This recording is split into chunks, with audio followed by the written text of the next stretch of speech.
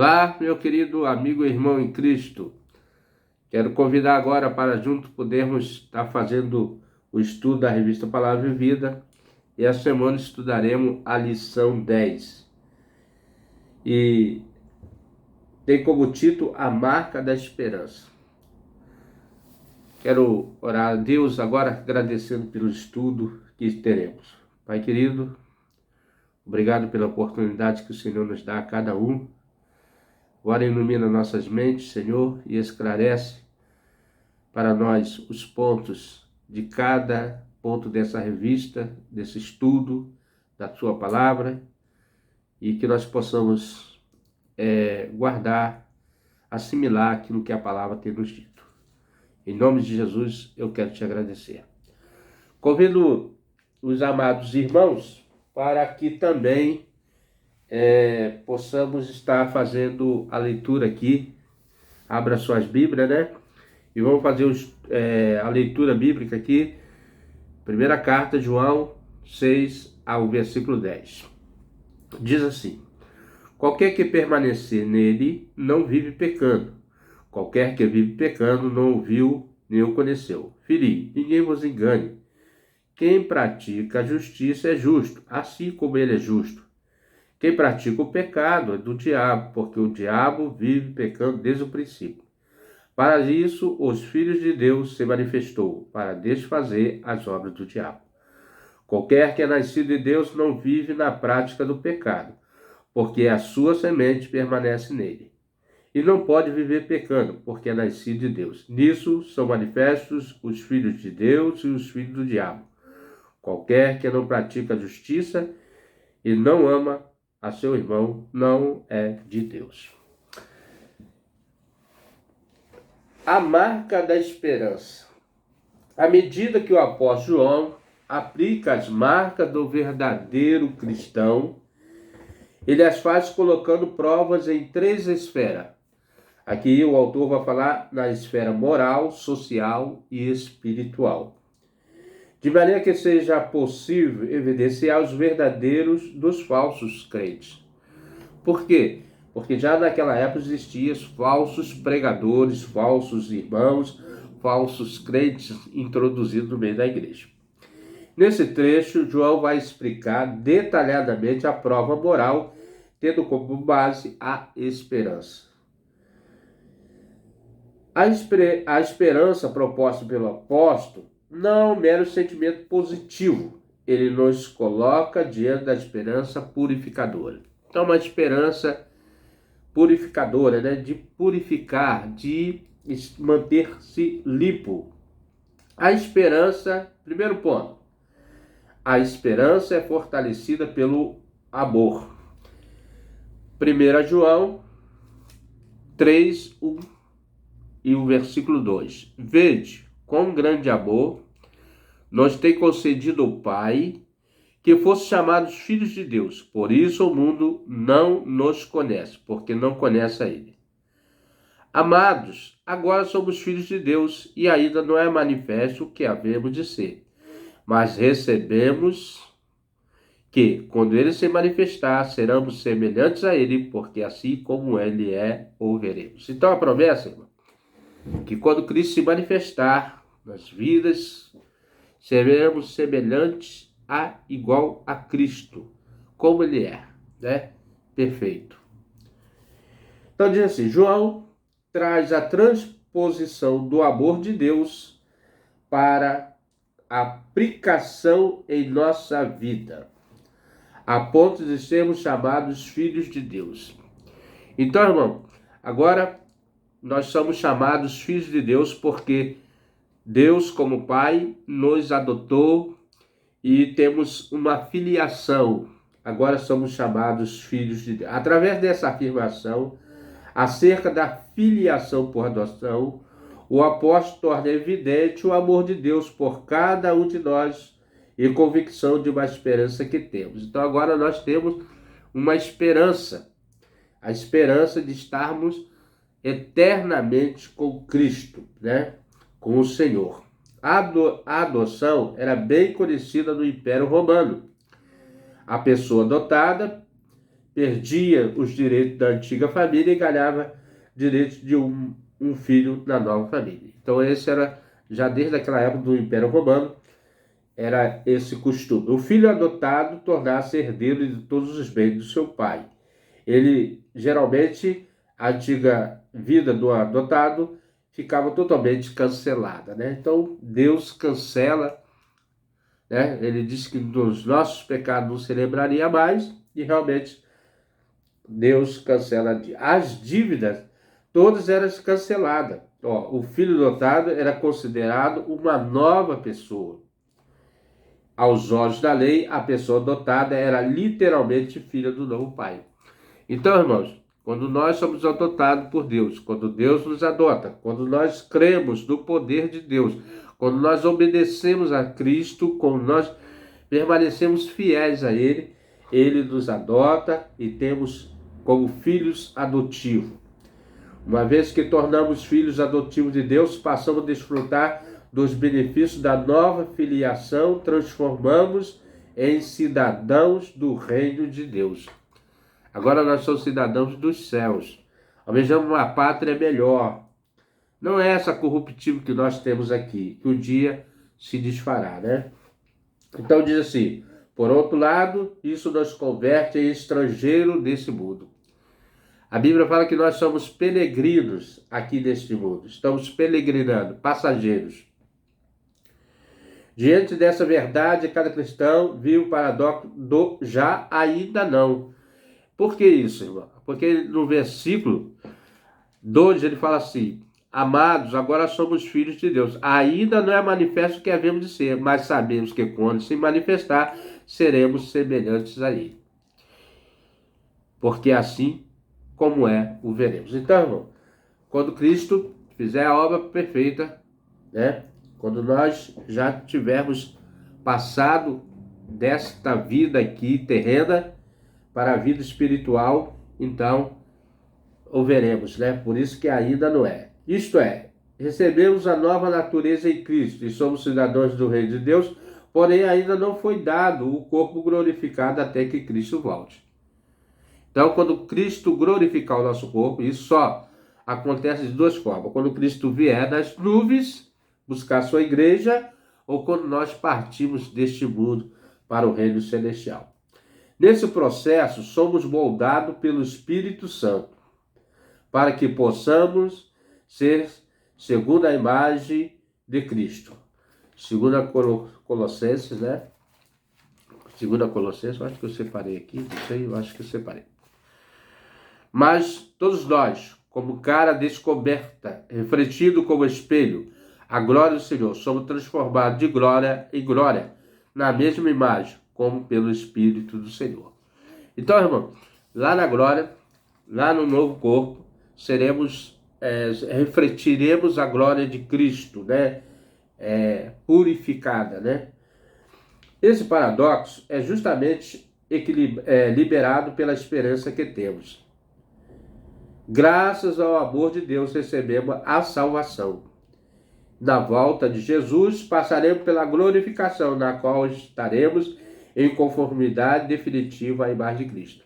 Então, só quando nós formos glorificados, né, na glorificação, que nós vamos ter esse novo corpo e vamos refletir a imagem de Cristo, a santidade de Cristo, né? Porque Cristo é santo, Deus é santo. E graças ao amor que recebemos da salvação, porque Deus nos amou, né? E tem nos amado como filhos, adotivos, mas como filhos também. E agora somos legítimos de Deus, né? Então nós falamos aqui, irmão, nesse primeiro ponto, a esperança é fortalecida pelo amor.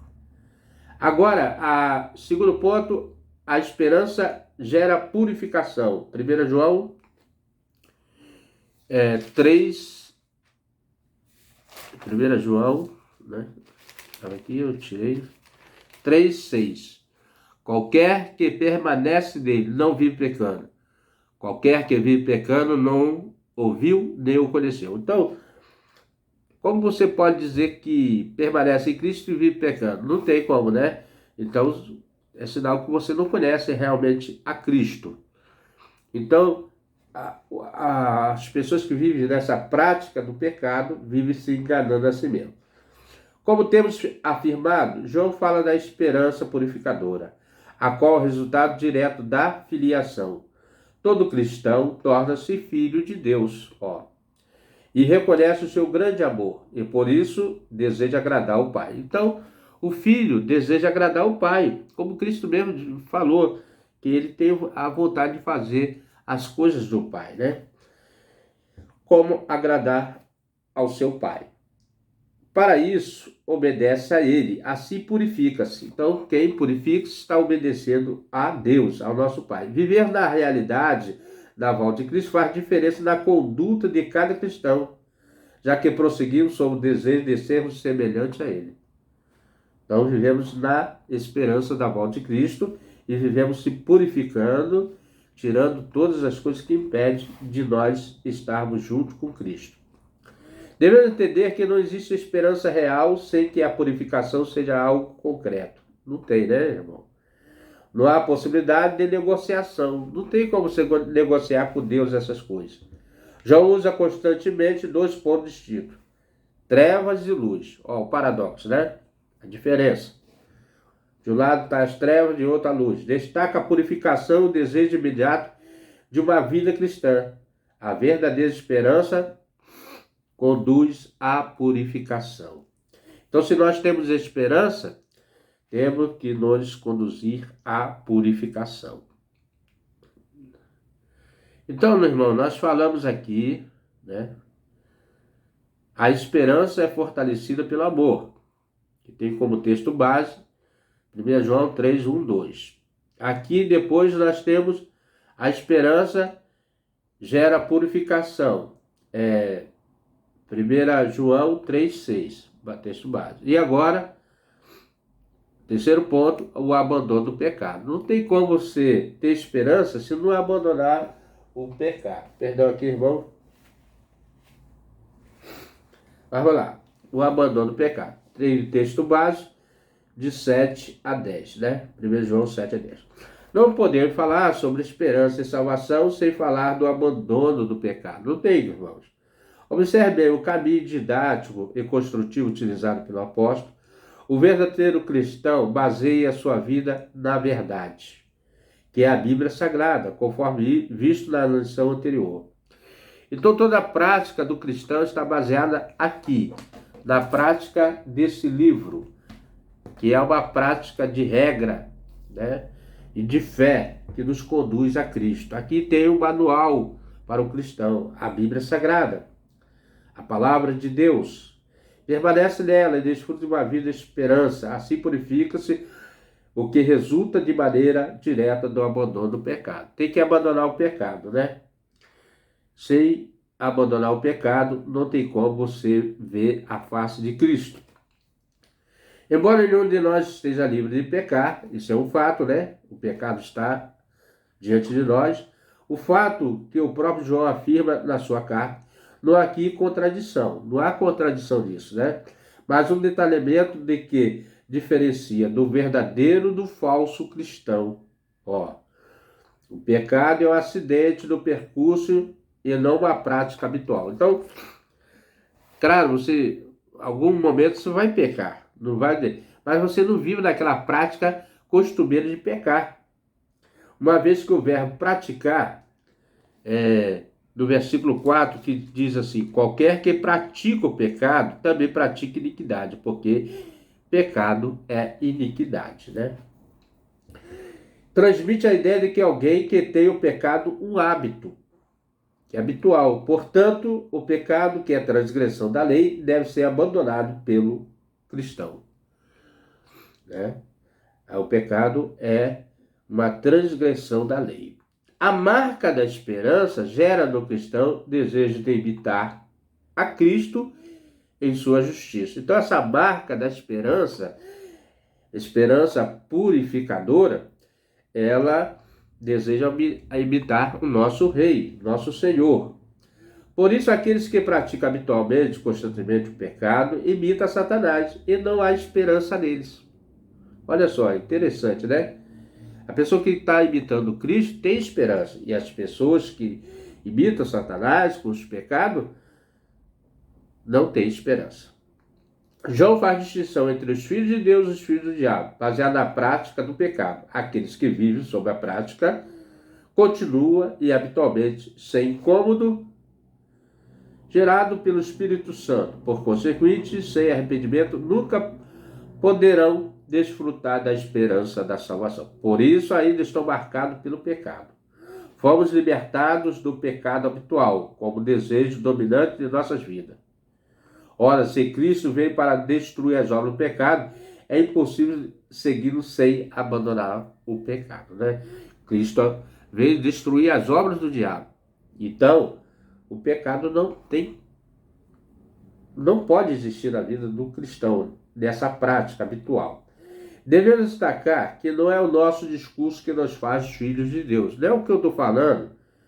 Nossa filiação é aprovada pelos nossos atos. É os meus atos, a minha prática, que vai dizer se eu sou filho ou não de Deus. Os filhos de Deus vivem praticando justiça. Pecar aqui está no verbo infinitivo. Isso significa que o cristão não pode viver liberada e insistentemente na prática e no hábito do pecado. O pecado não é mais a atmosfera da sua vida. Então não é o mundo de um cristão viver na prática do pecado. Concluído o nosso estudo já, irmãos, e para os agradecimentos finais e oração pelas nossas vidas, diz assim: inúmeras pessoas no mundo vivem em busca de uma esperança. Nessa busca coloca a sua alegria em prazeres efêmeros e temporais. É o que mais nós vemos aí, irmão, o mundo a cada dia se perdendo, né? A esperança do cristão não é sentimento positivista ou vazio. Ela está fundamentada na verdade, no amor, santidade, na justiça, na purificação. Nossa esperança está no Deus da salvação. Sendo assim, vivemos nos princípios do reino. Perdão. Certo que o Senhor é a garantia da nossa firme esperança, o qual não nos decepcionará. Então, irmão, nossa fé, nossa esperança está baseada em quem? Em Cristo, no nosso Deus da salvação. E ele prometeu os princípios do reino, né? Ele prometeu que nós moraria no reino celestial, juntamente com seu Pai, o nosso Deus. Então, irmãos, vamos crer, vamos permanecer firme e vamos fugir da prática do pecado. Então, irmão, eu quero agradecer a você, meu amigo, meu irmão, que tem paciência para conosco, participando sempre dos nossos estudos, e quero pedir, sempre orando pela minha vida, pela vida da minha família, minha irmã também, que está passando pelo uma enfermidade, mas quero crer que Deus está providenciando todas as coisas. Ore também por ela, ore por mim, pela minha esposa, pela minha família, que eu orarei também pelos amados irmãos, né? Pai querido, Deus eterno, conhecedor de todas as coisas, Tu que nos criaste, nos formaste para o louvor da sua glória. Aqui estamos, Senhor, agradecidos ao Pai por mais esse momento de comunhão e de adoração a Ti, na verdade. Perdoa os nossos erros, nossas falhas, nossos pecados. Abençoa, Senhor, os irmãos que estão lá do outro lado, que participarão conosco desse estudo semanalmente, da escola bíblica, né, desse canal. Que o Senhor possa estar abençoando poderosamente aqueles que vão visualizar esse vídeo. A intenção aqui, ó Pai, é de ensinar a Tua palavra da melhor maneira possível, para que nós possamos caminhar na Sua direção. Em nome de Jesus Cristo, eu agradeço por tudo. Amém e amém. Meu amigo, meu irmão, se você tem gostado desse estudo, venha conosco até o próximo estudo, se assim o nosso bom Deus nos permitir. Amém?